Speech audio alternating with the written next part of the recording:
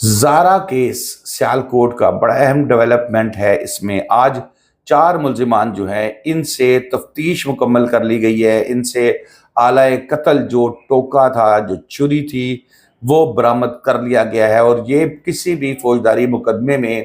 جب یہ آلہ قتل برآمد کیا جاتا ہے جینون، تو یہ بہت بڑی اچیومنٹ ہوتی ہے، کیونکہ اکثر تفتیش میں قتل کے مقدمات میں جب گن یا کوئی غائب ہو جاتی ہے تو اس کو عدالت میں ویپن نہیں پیش کیا جا سکتا آلہ قتل، تو اس کا بینیفٹ جو ہے وہ چلا جاتا ہے ملزمان کو۔ اس کیس میں آج جب ان 4 ملزمان کو، جس میں وہ جادوگرنی سغرا، اس کی بیٹی یاسمین، اس کا جو نواسہ عبداللہ اور ایک نوید اس کا جو رشتہ دار ہے، ان کو عدالت میں پیش کیا گیا، تو پولیس کی جانب سے مزید جسمانی ریمانڈ کی استدعا نہیں کی گئی۔ پولیس نے کہا کہ ہم نے آلہ قتل برآمد کر لیا ہے اور ہمیں جو ہے اس کی مزید ضرورت نہیں ہے، اس لیے ان کو جیل بھیج دیا جائے، جس کے بعد عدالت نے ان کو جیل بھیج دیا۔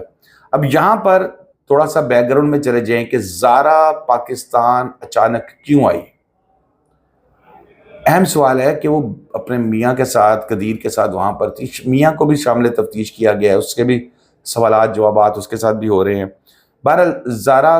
پاکستان کیوں آئی، پھر اس کے بعد اس کا ایک بھائی مرحومہ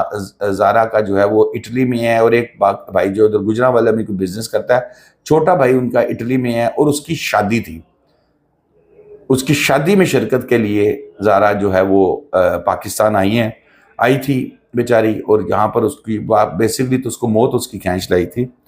تو وہ تو نہیں کر سکی۔ اب دکھ کے ہی معاملات چل رہے ہیں۔ قدیر کے حوالے سے جو سامنے آئی ہے باتیں، جو اس نے مختلف لوگوں سے اور تفتیشی افسروں سے کی ہے،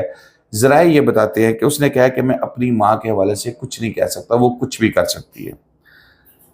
اب یہاں پر والدہ کو اعتراضات جو تھے وہ یہ تھے کہ پیسہ ایک تو بیٹے کا جو ہے وہ تنخواہ اور جو معاملات سعودی عرب سے وہ کما رہا ہے وہ سارے زارا کے پاس بھیجتا تھا، اور پھر زارا اس میں سے 70-80 ہزار روپیہ ساسو ماں کو، قاتل جادوگرنی کو دے دیتی تھی، ڈین کو، دوسری جو ساتھ یاسمین ہے اس کو وہ دے دیتی تھی۔ اس کے علاوہ قدیر نے وہیں سے پیسوں کے ذریعے کما کے ادھر اپنے علاقے کے اندر ڈسکے میں ایک شادی ہال بنایا ہوا تھا، جس کی آمدنی آتی تھی، وہ آمدنی بھی زارا کے اکاؤنٹ میں آتی تھی۔ اب یہاں پر بھی اس ڈین کو، سورا کو یہ تکلیف تھی کہ اس کے اکاؤنٹ میں کیوں جاتی ہے، میرے کیوں آتی ہے، میں اس سے کیوں 70-80 ہزار روپیہ مانگتی ہوں، حالانکہ 70-80 ہزار روپیہ ایک ہیوج اماؤنٹ ہے، وہ صرف ماں کی خرچے کے بعد میں اس کو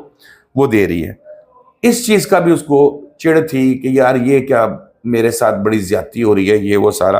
اور باقی تو میں نے بتایا یاسمین تو ویسے ہی ناپسند کرتی تھی اس کو، ہو سکتا ہے یہ 70-80 ہزار میں سے کوئی یاسمین کو بھی پالتی ہو، باقی بہنوں کو بھی دیتی ہو، اور اپنا تو ظاہر ہے بزرگ جادوگرنی نے کیا نکالنا ہے اپنا، تو وہ سارا انہوں نے کہا کہ جی ایک ہی دفعہ اس کو مار دو تاکہ پھر یہ ہمارے پاس ہی ہے، یا جیل میں بیٹھے رہو اندر، زندگی بھر تم باہر نہیں آتے۔ زہرا کے شوہر کو جو شامل تفتیش کیا گیا تو اس نے بیچ میں جو بیان دیا ہے ذرائع کے مطابق،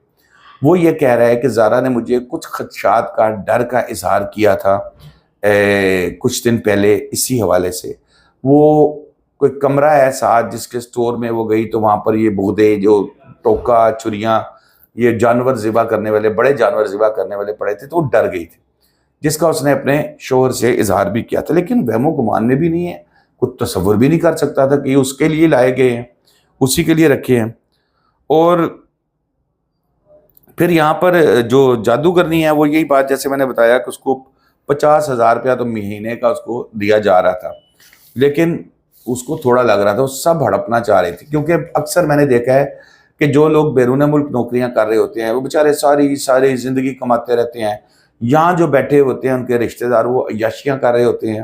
اور وہ جب ساری زندگی نوکریاں کر کے واپس آتے ہیں کہ چلو مجھے رہنے کا مکان نہیں مل جائے گا، تو پتہ لگتا ہے کہ وہ بھی گھر نہیں ہے، وہ بھی نہیں ہے، اور ساری زندگی اس کے رشتہ داروں نے عیاشیوں میں گزار دی ہے۔ تو اس وجہ سے اس نے اپنی بیوی کے نام پہ منتقل کیا تھا، اسے پتا تھا ماں بانٹ دے گی بہنوں میں سارا کچھ، تو میں پھر کیا کروں گا۔ تو جیسے مطلب یہ کمرہ جس میں اس نے دیکھے تھے کچن کے بالکل ساتھ تھا، اور شوہر قدیر کو جیسے میں نے بتایا شامل تفتیش کیا گیا۔ شامل تفتیش اس سینس میں کہ وہ وہاں پر آئی تھی تو اس کے ساتھ کیا باتیں ہوتی تھی پچھلے 20-25 دن میں، زارا نے کیا کیا بتایا اس کو، تاکہ اس باتوں سے پولیس کچھ اندازہ لگا سکے۔ دوستو اب تک کے لیے اتنا ہی، مزید اپڈیٹس کے ساتھ میں پھر حاضر ہوں گا۔ شاداب ریاض کو اجازت دیجیے، اللہ حافظ۔